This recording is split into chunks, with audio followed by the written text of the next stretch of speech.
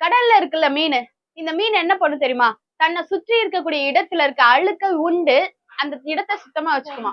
இந்த இயற்கை மனிதனுக்காக எவ்வளவு விஷயங்களை செய்யுது. நம்மளை சுத்தி இருக்கக்கூடிய இந்த காற்று, ஒரு நிமிஷம் இந்த மனிதனுக்குள்ள நான் வரமாட்டேன் அப்படின்னு முடிவு பண்ணா என்ன ஆகும்? நம்ம உயிரோடவே இருக்க முடியாது. அப்போ மனிதன் மட்டும் சுயநலமா இருந்தான் அப்படின்னா அவன் எதை நோக்கி போவான்? இந்த இயற்கை ஒரு நிமிஷம் சுயநலமா இருந்தாலே நமக்கு வாழ்க்கை கிடைக்காது அப்படின்னு இருக்கும்போது நம்ம சுயநலமா இருக்க இருக்க இந்த மனித சமூகம் அழிவை நோக்கிதான் போகும்.